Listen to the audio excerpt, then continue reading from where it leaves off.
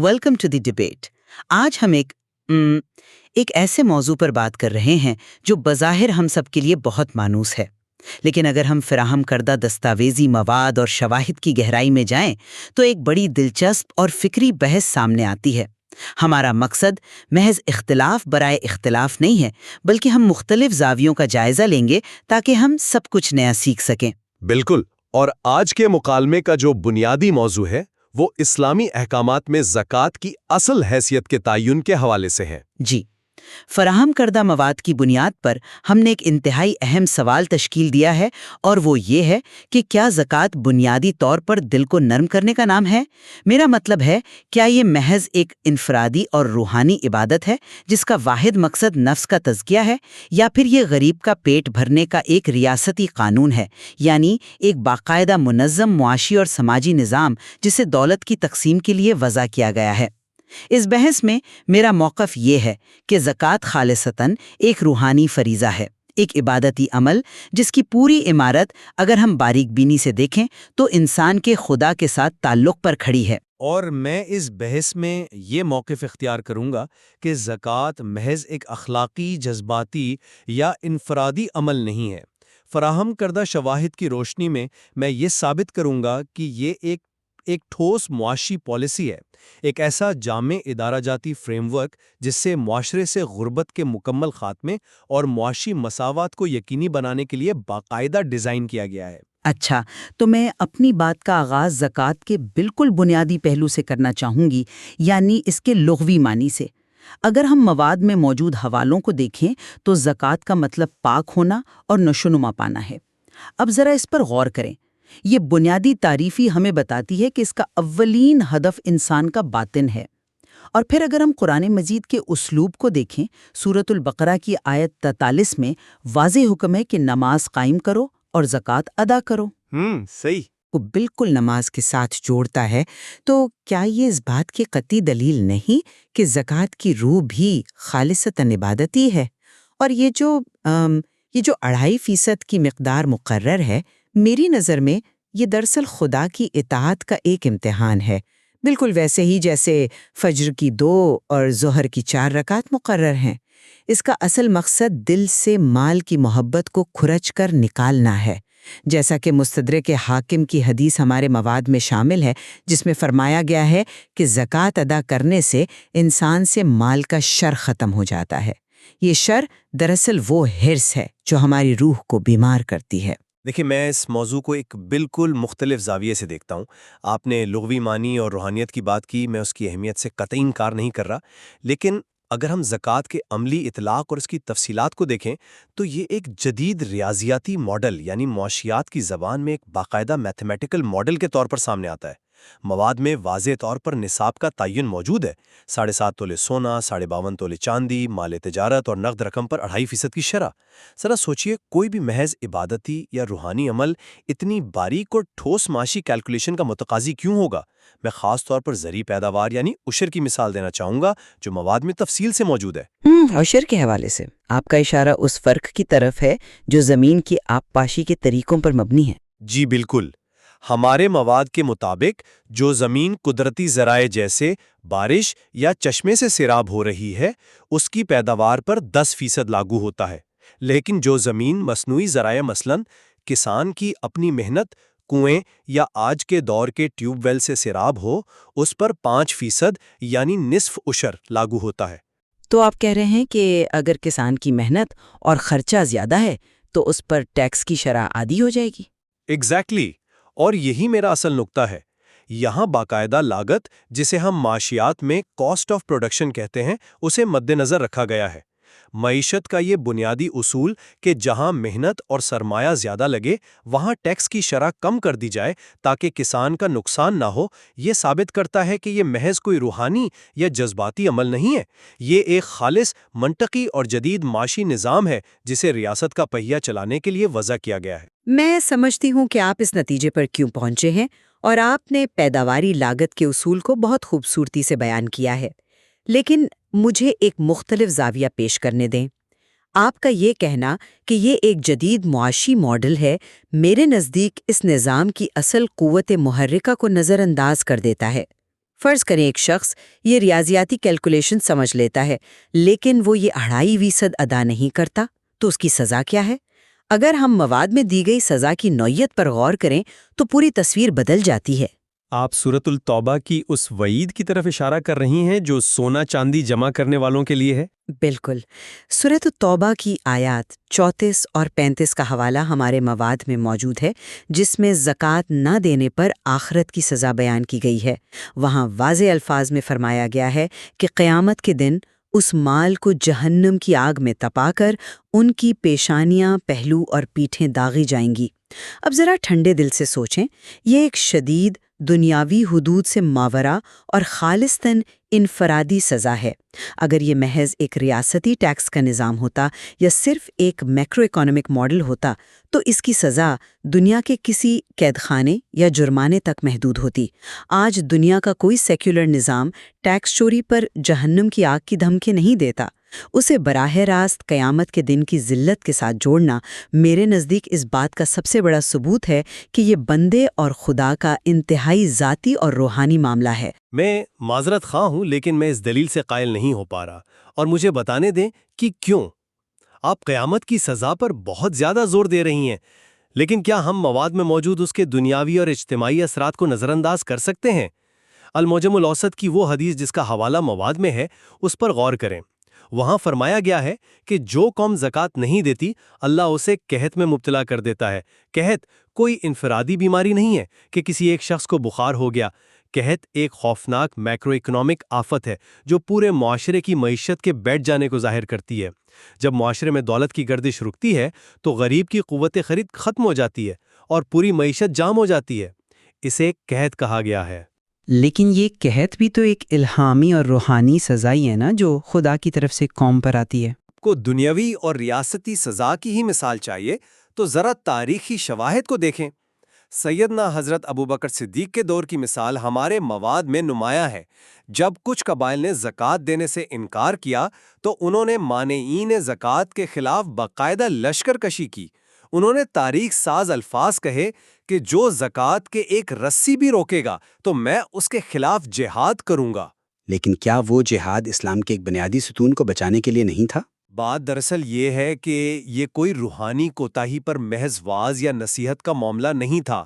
یہ خالصتاً ریاست کی عملداری، جسے ہم اسٹیٹ سوورنٹی کہتے ہیں، اسے قائم کرنے کا مسئلہ تھا۔ قبائل نے کہا تھا کہ ہم نماز پڑھیں گے لیکن زکوٰۃ نہیں دیں گے۔ اگر یہ صرف انفرادی روحانی معاملہ ہوتا تو ریاست ان کے ضمیر پر چھوڑ دیتی۔ آج کسی کی فرض نماز ترک کرنے پر ریاست فوج نہیں بھیجتی، لیکن زکوٰۃ نہ دینے پر یعنی ٹیکس ایویژن پر ریاست حرکت میں آتی ہے، تلوار اٹھاتی ہے۔ یہ ٹیکس وصولی کو طاقت سے یقینی بنانے کا عمل اس کے ایک ریاستی نظام ہونے کی سب سے بڑی دلیل ہے۔ یہاں میں آپ سے تھوڑا سا اختلاف کروں گی۔ حضرت ابوبکر کا وہ اقدام محض ریاست کا بجٹ پورا کرنے یا کسی جدید سیکولر حکومت کی طرح ٹیکس ریکوری کے لیے نہیں تھا۔ آپ کا یہ ٹیکس ایویژن کا لفظ استعمال کرنا زکوٰۃ کو ایک انتہائی مادی رنگ دے رہا ہے جو اس کی اصل روح کے منافی ہے۔ ان کا مقصد اسلام کے شاعر کا تحفظ تھا۔ بہرحال اگر ہم اس سے آگے بڑھیں اور زکوٰۃ کی تقسیم کی طرف آئیں تو وہاں بھی مجھے روحانی پہلو ہی غالب نظر آتا ہے۔ جب ایک انسان اپنی محنت کی کمائی کسی غریب کے ہاتھ پر رکھتا ہے تو وہ کسی ریاستی قانون کے خوف سے نہیں بلکہ تقویٰ کی بنیاد پر ایسا کرتا ہے۔ تقویٰ کا کردار تو ہے، لیکن کیا یہ تقسیم واقعی اتنی بے ترتیب اور انفرادی ہے؟ میں اسے بے ترتیب نہیں کہا علی، میں اس کی بنیاد کی بات کر رہی ہوں۔ مواد میں سورۃ الاعراف کی آیت 156 کا حوالہ ہے، جہاں اللہ تعالیٰ فرماتا ہے کہ اس کی رحمت ان کے لیے ہے جو پرہیزگاری اختیار کرتے ہیں اور زکوٰۃ دیتے ہیں۔ اس پورے نظام کی روح تقویٰ اور پرہیزگاری ہے۔ ذرا آج کے جدید سیکولر ٹیکس نظام کا موازنہ کیجیے۔ جدید نظام میں کیا ہوتا ہے؟ وہاں ایک خاموش طبقاتی کشمکش جنم لیتی ہے۔ امیر ٹیکس دیتے وقت غریب کو معاشرے کا بوجھ سمجھتا ہے اور غریب امیر کو ظالم سرمایہ دار سمجھ کر اس سے حسد کرتا ہے۔ اس کے برعکس زکوٰۃ چونکہ خدا کے خوف سے دی جاتی ہے، اس لیے امیر غریب کا شکر گزار ہوتا ہے کہ اس کی وجہ سے مال پاک ہوا، اور غریب دعائیں کرتا ہے۔ یہ محبت اور اخلاص کا رشتہ ایک خالص روحانی عمل ہی پیدا کر سکتا ہے، دنیا کا کوئی معاشی ادارہ نہیں۔ آپ کی یہ بات اپنی جگہ بہت خوبصورت ہے، لیکن میں اسے ایک مختلف زاویے سے دیکھتا ہوں۔ میں تقویٰ اور خلوص کی اہمیت کو بالکل رد نہیں کر رہا، لیکن کیا ہم محض نیت کو بنیاد بنا کر اس نظام کے اس شاندار ادارہ جاتی خاکے کو نظر انداز کر سکتے ہیں جو خود قرآن نے پیش کیا ہے؟ مواد میں سورۃ التوبہ کی آیت 60 کا حوالہ موجود ہے، جس میں زکوٰۃ کے 8 مصارف یعنی وہ 8 کیٹیگریز بیان کی گئی ہیں جہاں یہ فنڈ خرچ ہوگا۔ جی، جن میں فقراء اور مساکین شامل ہیں۔ صرف فقراء اور مساکین نہیں، ذرا ان 8 مصارف کی گہرائی میں جائیں۔ یہ محض کسی کو سڑک پر روٹی کھلا دینے کی تلقین نہیں ہے، یہ ایک جدید فلاحی ریاست کا مکمل بجٹ ہے۔ ان مصارف میں ایک مد غارمین کی ہے، یعنی مقروض۔ آج کی اصطلاح میں فرض کریں کوئی کمپنی جائز کاروبار کرتے ہوئے ڈوب جاتی ہے تو ریاست اسے اپنے پیروں پر کھڑا کرنے کے لیے باقاعدہ بیل آؤٹ پیکیج دیتی ہے۔ زکوٰۃ کا نظام صدیوں پہلے یہ سہولت فراہم کر رہا ہے۔ اس میں ایک مد ابن سبیل کی ہے، جو دراصل مسافروں کے لیے انفراسٹرکچر سپورٹ ہے، اور سب سے بڑھ کر رکاب شامل ہے، جو غلاموں کو مالکان سے خرید کر آزاد کرنے کا منصوبہ ہے۔ ذرا سوچئے، یہ کتنا زبردست ادارہ جاتی فریم ورک ہے۔ یہ واقعی ایک زبردست پہلو ہے۔ عام طور پر ہم مقروض کی مدد کو صرف ایک ذاتی ہمدردی سمجھتے ہیں، لیکن اسے باقاعدہ فنڈنگ اور ریاستی بجٹ کی مد ماننا واقعی ایک جدید تصور ہے۔ بالکل، اور اس کی عملی مثال بھی مواد میں موجود ہے۔ حضرت معاذ بن جبل کو جب یمن کا گورنر بنا کر بھیجا گیا تو انہیں جو ہدایت دی گئیں وہ ہمارے مواد کا کلیدی حصہ ہے کہ ان کے امیروں سے لیا جائے گا اور ان کے غریبوں میں بانٹ دیا جائے گا۔ یہ ایک واضح اور دو ٹوک ویلتھ ری ڈسٹریبیوشن پالیسی ہے۔ اسے محض کسی فرد کی ثوابدید پر نہیں چھوڑا گیا کہ جب دل کرے گا دے دے گا، بلکہ ایک باقاعدہ فنڈ قائم کر کے کمزور ترین طبقات کی معاشی بحالی کو یقینی بنایا گیا ہے۔ یہ ایک انتہائی دلچسپ نکتہ ہے اور میں تسلیم کرتی ہوں کہ یہ مصارف انتہائی منظم ہیں، اگرچہ میں اسے تھوڑے مختلف انداز میں بیان کروں گی۔ آپ نے بجٹ، بیل آؤٹ اور ری ڈسٹریبیوشن کی بات کی۔ میرا سوال یہ ہے کہ اس تمام تر شاندار فریم ورک کو چلانے والا اصل انجن کیا ہے؟ دنیا کی کئی جدید ریاستوں کے پاس بہترین معاشی فریم ورک موجود ہیں، لیکن کیا محض قانون کبھی کسی انسان کے دل میں سخاوت اور خوشدلی پیدا کر سکتا ہے؟ آپ کا مطلب ہے کہ قانون صرف ڈرا سکتا ہے، ترغیب نہیں دے سکتا؟ بالکل یہی بات ہے۔ دنیا کی بہترین ریاستیں زبردستی ٹیکس تو وصول کر لیتی ہیں، قانون کا ڈنڈا چلا کر پیسہ تو نکلوا لیتی ہیں، لیکن وہ اس مال کے دینے والے کے دل میں غریب کے لیے ہمدردی پیدا نہیں کر سکتی۔ زکوٰۃ کی بنیادی شناخت اسی لیے روحانی ہی رہتی ہے، کیونکہ انسان فطری طور پر اپنے کمائے ہوئے مال سے بے پناہ محبت کرتا ہے۔ بغیر آخرت میں جواب دہی کے احساس کے کوئی بھی انسان اپنی محنت کی کمائی خوشی سے نہیں دیتا۔ یہ ایثار کا جذبہ ہی ہے جو اس پوری معاشی عمارت کو سہارا دیتا ہے۔ اگر آپ اس میں سے خدا خوفی کا عنصر نکال دیں تو یہ نظام بھی کرپشن اور بیگانگی کا شکار ہو جائے گا۔ لوگ اس میں بھی لوپ ہولز نکال لیں گے، لہٰذا اس کی بنیاد ہر صورت میں روحانی ہی ہے۔ یہ ایک انتہائی دلکش اور مضبوط دلیل ہے، اور میں مانتا ہوں کہ انسان کی نفسیات کو سمجھے بغیر کوئی نظام کامیاب نہیں ہو سکتا۔ لیکن کیا آپ نے اس بات پر غور کیا ہے کہ زکوٰۃ کا نظام اپنی ساخت میں سرمایہ دارانہ نظام کی سب سے بڑی خامی پر کس طرح ضرب لگاتا ہے؟ آپ دولت کے ارتکاز کی بات کر رہے ہیں؟ جی ہاں، سرمایہ داری کی سب سے بڑی خامی دولت کا چند ہاتھوں میں سمٹ جانا ہے۔ زکوٰۃ کو محض دلی ہمدردی تک محدود کرنا اس کی بے پناہ معاشی افادیت کے ساتھ ناانصافی ہوگی۔ اگر ہم زکوٰۃ کے ریٹ کو دیکھیں تو یہ بنیادی طور پر ایک اینٹی ہولڈنگ ویلتھ ٹیکس ہے۔ اینٹی ہولڈنگ یعنی دولت کو ایک جگہ جمع ہونے یا ذخیرہ اندوزی سے روکنے کا طریقہ؟ بالکل، اگر آپ آج اپنا پیسہ تجوری میں دبا کر رکھیں گے تو مہنگائی اس کی قدر کم کر دے گی، لیکن زکوٰۃ کا تصور اس سے بھی آگے کا ہے۔ جب کسی سرمایہ دار کو معلوم ہوتا ہے کہ اگر وہ اپنا سونا، چاندی بغیر استعمال کیے روکے رکھے گا تو ہر سال اس پر 2.5% کٹوتی ہوگی، تو یہ قانون اس پر دباؤ ڈالتا ہے۔ وہ مجبور ہو جاتا ہے کہ وہ اپنا پیسہ مارکیٹ میں لائے، وہ اسے کاروبار میں لگاتا ہے، فیکٹریاں بناتا ہے تاکہ وہ منافع کما کر زکوٰۃ ادا کر سکے اور اس کا اصل مال بھی محفوظ رہے۔ یعنی یہ نظام سرمائے کو حرکت دینے پر مجبور کرتا ہے۔ 100%۔ اور جب پیسہ گردش میں آتا ہے، جسے ہم ویلتھ سرکولیشن کہتے ہیں، تو نئے کاروبار کھلتے ہیں اور روزگار پیدا ہوتا ہے۔ ہمارے مواد میں خلیفہ حضرت عمر بن عبدالعزیز کے دور کا ایک شاندار حوالہ موجود ہے۔ جب اس نظام کو ریاست کی سطح پر پوری ایمانداری سے نافذ کیا گیا تو غربت کا عملی طور پر اس حد تک خاتمہ ہو گیا تھا کہ لوگ زکوٰۃ دینے کے لیے گلیاں چھانتے تھے، لیکن انہیں کوئی زکوٰۃ لینے والا نہیں ملتا تھا۔ معاشرے میں کوئی غریب بچا ہی نہیں تھا۔ اب ذرا سوچئے، یہ کوئی مافوق الفطرت کرشمہ نہیں تھا، یہ دولت کو منجمد ہونے سے روکنے والی اس شاندار معاشی پالیسی کا براہ راست نتیجہ تھا۔ کہ اس بات کی مکمل معترف ہوں کہ معاشی گردش کا یہ پہلو انتہائی مضبوط ہے، اور خلیفہ عمر بن عبدالعزیز کے دور کی مثال بلا شبہ ہماری تاریخ کا ایک روشن باب ہے۔ واقعی جب دولت کو منجمد کرنے پر ایک متعین کٹوتی کا اصول لاگو ہوتا ہے تو اس کے معاشی ثمرات پورے معاشرے کو سیراب کرتے ہیں۔ لیکن چونکہ اب ہم بحث کے آخری حصے کی طرف بڑھ رہے ہیں، میں اپنی پوزیشن کا خلاصہ کرتے ہوئے پھر بھی اسی بات پر زور دوں گی جس سے میں نے آغاز کیا تھا۔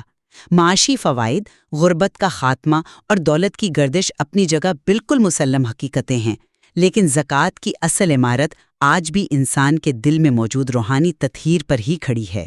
یہ دراصل انسان کے نفس کے بخل اور دنیا کی محبت کے خلاف ایک روحانی جہاد ہے۔ معاشی مساوات اور معاشرتی فلاح اس درخت کا پھل ضرور ہیں، لیکن اس کی جڑ خالصتاً عبادتی اور روحانی ہے۔ اور میں بھی اپنے موقف کو سمیٹتے ہوئے اس بات کا اعادہ کروں گا کہ زکوٰۃ کا نظام محض اخلاقی نصیحتوں تک محدود نہیں ہے۔ فراہم کردہ مواد کی عکاسی یہی بتاتی ہے کہ یہ ایک انتہائی جامع ادارہ جاتی فریم ورک ہے۔ یہ ایک ٹھوس معاشی پالیسی ہے جس میں باقاعدہ ریاضیاتی حسابات موجود ہیں، جس میں پیداواری لاگت کے اصولوں کو ملحوظ خاطر رکھا گیا ہے اور دولت کی منصفانہ تقسیم کے خد و خال طے کیے گئے ہیں۔ یہ عناصر مل کر اسے معاشرے سے غربت کے خاتمے کی ایک عملی اور ناقابل تسخیر معاشی ضمانت بناتے ہیں۔ یہ بڑی خوبصورت اور متوازن بات ہے، اور میں سمجھتی ہوں کہ ہم دونوں اس ایک بات پر پوری طرح متفق ہو سکتے ہیں کہ فراہم کردہ مواد کا گہرا مطالعہ یہ واضح کرتا ہے کہ زکوٰۃ انفرادی روحانی پاکیزگی اور اجتماعی معاشی انصاف کا ایک انوکھا اور حسین سنگم ہے، ایک ایسا امتزاج جسے ہم کسی ایک خانے میں قید نہیں کر سکتے۔ یہ جہاں ایک طرف انسان کی روح کو لالچ سے پاک کرتا ہے، وہیں دوسری طرف معاشرے کی معاشی رگوں میں خون دوڑانے کا بہترین ذریعہ بھی ہے۔ بالکل، اس پورے نظام کا کمال ہی یہ ہے کہ یہ بقوقت انسان کے باطن اور معاشرے کے ظاہر کو سنوارتا ہے۔ ہماری اس بحث کا مقصد کوئی حتمی فاتح قرار دینا نہیں ہے، بلکہ اصل کامیابی اس کی کثیر الجہتی نوعیت کو سمجھنے میں ہے۔ ہم اپنے سامعین کو دعوت دیتے ہیں کہ وہ خود مواد کا مطالعہ کریں اور اس پر غور کریں کہ جدید معاشی بحرانوں اور طبقاتی عدم مساوات کے اس دور میں یہ فریضہ ہماری انفرادی روح اور ہمارے اجتماعی معاشرہ دونوں کو کس طرح سنوار سکتا ہے۔ اس میں تحقیق کرنے کے لیے ابھی مزید بہت کچھ موجود ہے۔ یقیناً مکالمے اور علم کا سفر کبھی ختم نہیں ہوتا۔ دی ڈیبیٹ کے اس علمی اور فکری مکالمے میں ہمارے ساتھ شامل رہنے کا بے حد شکریہ۔ ہمیں امید ہے کہ اس گفتگو نے آپ کے نقطہ نظر میں وسعت پیدا کی ہوگی اور آپ کو نئے